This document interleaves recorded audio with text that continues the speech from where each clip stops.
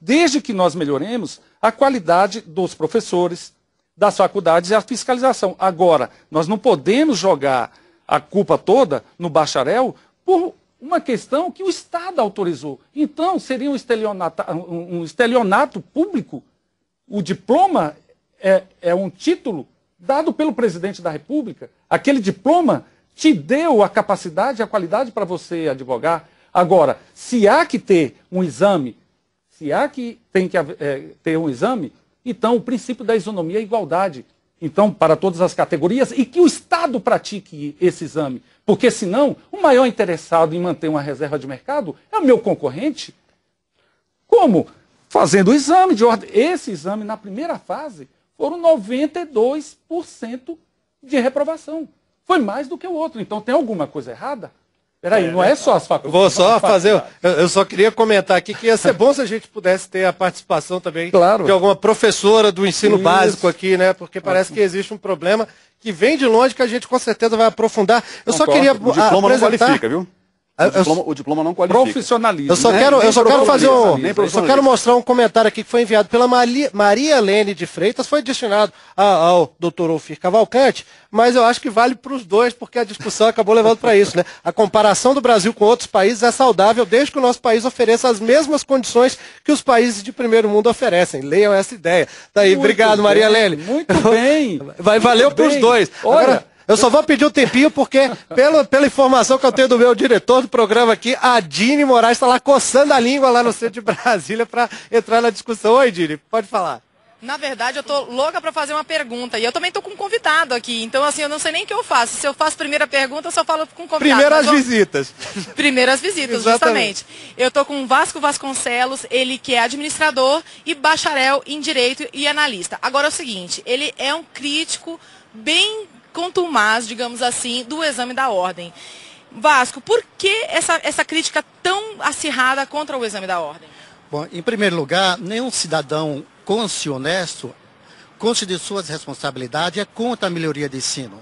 Se a faculdade não presta, o correto é fechá-la. Jamais punir o bacharel em Direito que depois de fazer malabarismo, pagando altas mensalidades, sacrificando suas famílias e depois de formado, devidamente qualificado pelo Estado, apto para o exercício da advocacia, ser impedido do livre exercício cujo título universitário habilita. E como diz o desembargador Lécio Rezende, então presidente do TJ, do DF, Tribunal de Justiça do DF, exame de ordem é uma exigência descabida, restringe o direito do livre exercício que o título universitário habilita. Nenhum cidadão, como disse, é contra a melhoria do ensino. Ocorre que o OAB não está preocupado com a melhoria do ensino. Se ela tivesse preocupada, era a primeira a se limitar ao menos qualificar os seus professores, haja vista que a maioria dos professores é oriunda dos quadros do OAB.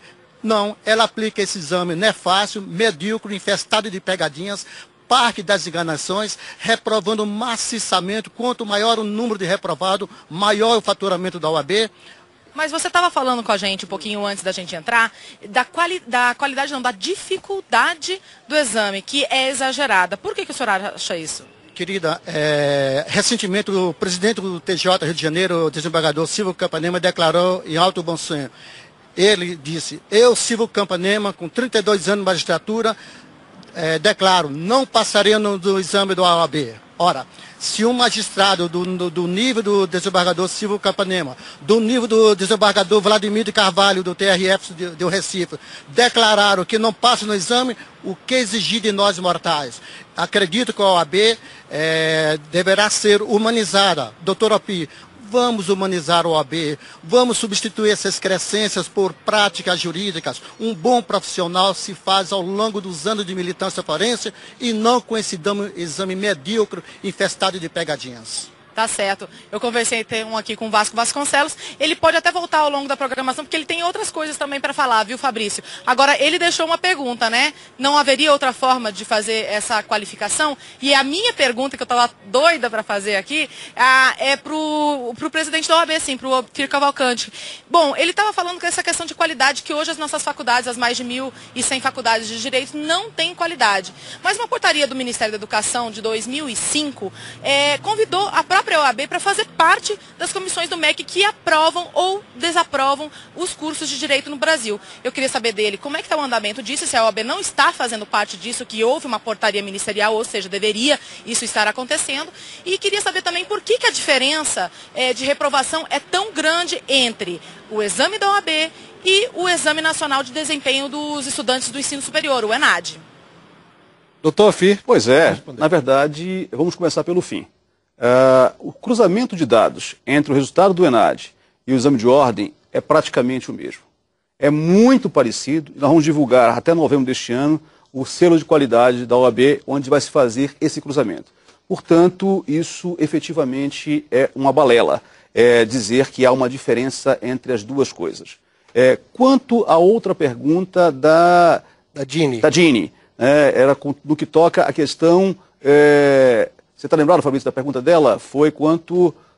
a questão da OAB participar exatamente. Exame das universidades. A ordem participa. Seria possível fazer o exame da ordem das universidades? Pois é, a ordem participa, através da sua Comissão Nacional de Ensino Jurídico, ou agora de Educação Jurídica, ela participa de uma forma indireta. Toda a autorização e reconhecimento de um curso de direito passa pela OAB. Se a OAB der um parecer contrário, o MEC faz uma reavaliação. Mas isso na autorização e reconhecimento. Pede o registro. Quando ela vai ser autorizada a funcionar ou quando ela tem 5 anos e pede para ser reconhecida como uma faculdade que já se habilitou. A cada 5 anos ela tem que renovar, etc. A ordem é chamada a opinar. De 33 faculdades que foram autorizadas agora, 32 pareceres da ordem foram contrários. Portanto, o MEC, ele se pauta... Peraí, havia 33 pedidos de registro de universidades ou de renovação do registro? Não, autorização de novas universidades. De novas universidades, 33. A OAB recomendou parecer contrário contra 32 delas. Exatamente. E o governo ignorou completamente esse parecer. As 33 foram aprovadas. Aí fica difícil para o MEC explicar, né? Além disso, ainda foram aprovadas mais 10 ou 12. Só no governo Dilma já foram aprovadas 45 universidades novas de direito, mais de 4.500 vagas. Aí o MEC diz, não, mas eu estou também extinguindo vagas. Está suspendendo temporariamente. Suspendeu 11 mil vagas para que as universidades se adequem às exigências. Se elas se adequarem, as vagas voltam. Ou seja, você vai ter as 4.500 mais aquelas 11 mil, isso só faz crescer. E é evidente que nós estamos passando num momento em que deveria haver uma outra visão. O MEC tem melhorado? Tem melhorado. Mas, infelizmente, os critérios hoje ainda são muito mais políticos do que técnicos para liberar essa situação. Aí o que fazer? A ordem não quer analisar o ensino jurídico. Não é esse o objetivo da ordem. Ela quer contribuir para a melhoria do ensino jurídico. O que a ordem está fazendo é, de uma forma indireta, ajudando o Brasil a não ter profissionais que não estejam habilitados. É a mesma coisa de dizer, por exemplo, que o mercado vai solucionar. Foi o que que o Vasco disse ali. O mercado é que vai solucionar. Em síntese, foi o que ele disse. Deixa o advogado indo para o fórum diariamente, etc. É verdade, o mercado vai selecionar em 1, 2, 5, 10, 15 anos. Enquanto isso, quantas pessoas perderam seus direitos porque foram mal assessoradas? É essa a questão. O mercado, ele não vai deixar ninguém de fora, certamente, mas os maus profissionais vão causar prejuízos às outras pessoas. Doutor Fio, eu vou só ler alguns e-mails que a gente recebeu aqui, para o pessoal também que está assistindo a gente, que mandou as contribuições, vai achar que a gente está só inventando. Tem gente que comentou, em cima disso que o senhor respondeu agora, que o exame não tem garantido a qualidade do profissional, porque continuam existindo vários profissionais ruins. Não só no direito, como em todas as profissões existem, né? Mas no caso do direito existe o exame da ordem, porque o exame não avalia o caráter ou a competência do profissional. Isso, por exemplo, foi enviado pela Elza Dotti, de São Paulo, capital, já participou do programa, obrigado, Elza. E a Deusira Alves de Souza, não disse de onde é, mas ela também mandou isso. E tem aqui, deixa eu ver também um outro e-mail, vou tentar adiantar um pouquinho, né? Uma outra ideia que a gente recebeu de alguns espectadores, né, e ouvintes, que a prova é injusta e sacrifica o investimento feito na formação pelo estudante, né? Foi a opinião do Pedro Paulo Oliveira Neto e do José Cardoso. Então, eu só estou lendo isso aqui para a gente jogar isso. Eu queria, antes da gente continuar na discussão, dar uma olhadinha aqui, mostrar para o nosso espectador e contar para o nosso ouvinte pela Rádio Câmara os números desse último exame da Ordem dos Advogados do Brasil, né? Vamos dar uma olhadinha nesses números, vamos ver se aparece aí no telão. A média anual de 100 mil candidatos participando, é isso mesmo, né, doutor? É isso. A reprovação bateu em 89%, ou seja, 100 mil candidatos, 89 mil não foram aprovados, né, no último exame, né? Ficou entre 88% e 89%, não foi? Mais ou menos isso. Na segunda fase tem uma média de 121 mil inscritos. A aprovação na segunda fase é de 18%. Confere? Não, mas essa é uma questão. Não, a primeira fase já elimina mais de 90, quase 90 mil ali. Então não pode haver na segunda fase 121 mil. Acho que é o segundo exame, talvez. Deve ser o segundo exame que acho que algum dado que está equivocado aí. É porque é complicado para quem não acompanha diretamente isso. Se a média é de 100 mil. Agora, uma grande questão, já deixo o Gino falar, isso que eu queria colocar, Fabrício, para efeito da gente debater. Sabe por que esse percentual é baixo? As 20 melhores faculdades públicas no Brasil aprovam cerca de 60% a 70%. 70% em média. Ora, as federais, né, principalmente. Públicas, de modo geral. De modo geral, apenas uma privada está no meio dessas. As 20 piores públicas aprovam em torno de 50%. As 20 melhores privadas aprovam em torno de 50%, ou seja, igual às 20 piores públicas. E as 20 piores privadas aprovam entre 5% e 10%. Então, efetivamente, esse é um dado que precisa ser mostrado para a sociedade. Os bacharéis estão sendo vítimas do mau ensino, vítimas de um estelionato educacional. A delegação que o governo dá para as entidades privadas de fazerem o ensino, ela evidentemente é uma delegação que precisa de uma fiscalização. Como também o governo dá para a Ordem dos Advogados do Brasil a delegação de dizer quem está apto a advogar. Não são as faculdades que dizem. O curso é de bacharelado em Direito. Ninguém se forma juiz, ninguém se forma advogado, ninguém se forma promotor. Todos precisam fazer um concurso. Ou, no caso da Ordem, uma aptidão técnica para saber se efetivamente tem uma qualificação mínima para poder advogar. É o que se quer, qualificação. Eu queria jogar um paralelo aqui, dois paralelos que são muito populares, que são a questão da engenharia, né, que existe a exigência do Conselho de Engenharia, do CREA, né, para todo mundo que vai fazer uma obra, vai construir uma casinha de cachorro em casa, se não tiver um engenheiro assinando lá vai o pessoal do CREA bater fiscalização e multa. E recentemente até o nosso nobilíssimo ministro do STF, Gilmar Mendes, que fez a dispensa da exigência do diploma do jornalista, né, da minha categoria. Transformou o meu diploma em papel para embrulhar peixe, vamos dizer assim. E, Gino, eu jogo para você, Gino Neto, do Movimento Nacional dos Bacharéis em Direito. Para que lado é a tendência, afinal? É para se aumentar as exigências para a qualificação da profissão, como já existe o próprio exame da OAB, ou essa questão do CREA, por exemplo, o engenheiro tem que ser registrado no CREA para exercer, ou essa tendência à abolição, como aconteceu no caso do diploma de jornalismo? Primeiramente, dizer que essas faculdades, respondendo aqui os argumentos do Dr. Ofir, as faculdades federais, realmente, elas estão tendo um aproveitamento maior no exame. Mas todo o país, todos nós sabemos quem são os estudantes das universidades federais. São alunos da classe A. E aí nós estamos extirpando, excluindo cidadãos de exercer sua profissão. É claro que vai acontecer isso, porque aquele que vai para a faculdade à noite trabalha de dia, está trabalhando aqui, às vezes está exercendo o seu curso lá à noite, mas o cidadão que está na faculdade federal, ele não trabalha, ele está apropriado e acomodado exatamente para aquela situação. Mas não dá para generalizar. Não dá. E também não dá para generalizar ou colocar na vala comum todos os bacharéis antes de você exercer a profissão. Como é que você vai afirmar que eu não estou capacitado? Mas se eu não tive oportunidade. Mas o exame ele não serviria exatamente para tirar da vala comum? Não.